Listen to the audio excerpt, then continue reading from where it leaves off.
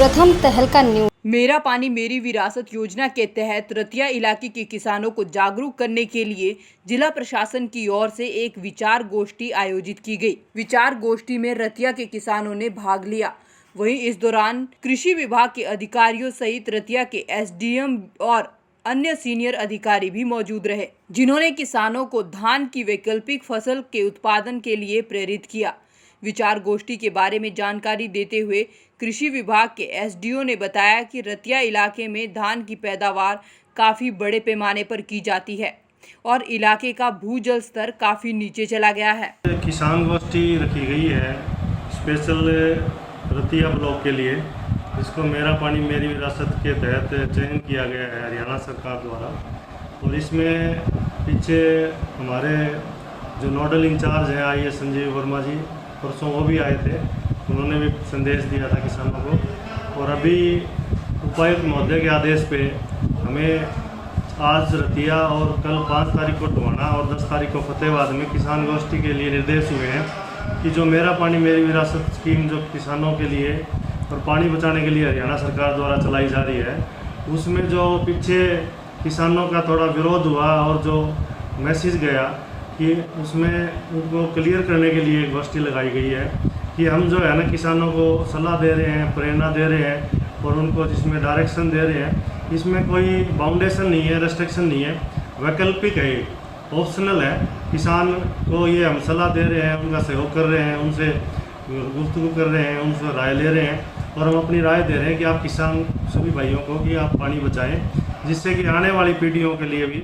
हमारी जो अमूल्य धरोहर है पानी वो बचा रहे। तो आज का जो यहाँ पे कृषि वैज्ञानिक भी आए हुए हैं केवीके से, बागवानी विभाग से भी आए हुए हैं और दूसरे जो मछली पालन विभाग से आए हुए हैं, टीम साहब भी आने वाले हैं, कृषि निदेशक भी आने वाले हैं। उन्होंने बताया कि सरकार की ओर से गिरते भूजल को सामान्य रखने के लिए मेरा पानी मेरी विरासत योजना लागू की गई है और इस योजना के तहत किसानों से अपील की गई है कि वह धान की बजाय दूसरी वैकल्पिक फसलों का उत्पादन करें।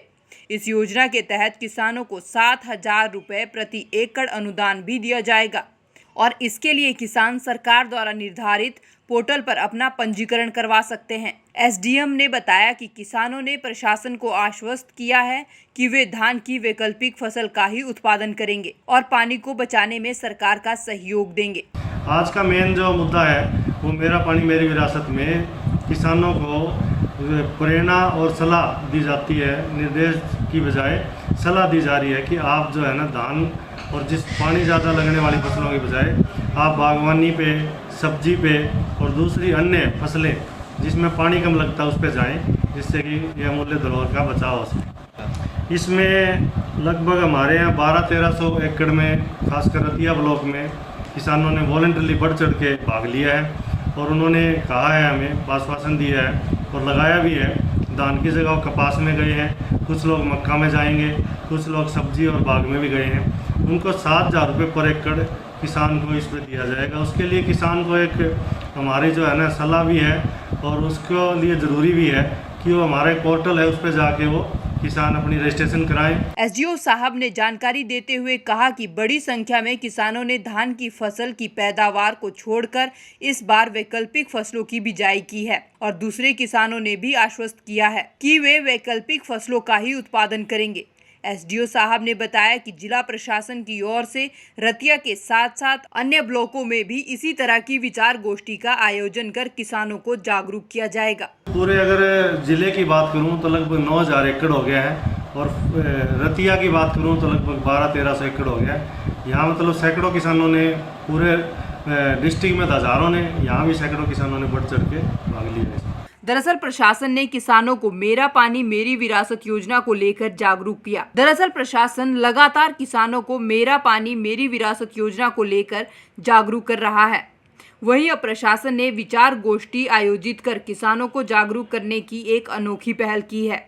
फिलहाल देखना होगा कि प्रशासन द्वारा किसानों को जागरूक करने का ये कदम कितना कारगर साबित होता है। प्रथम तहलका के लिए रतिया से सुनील कुमार की रिपोर्ट।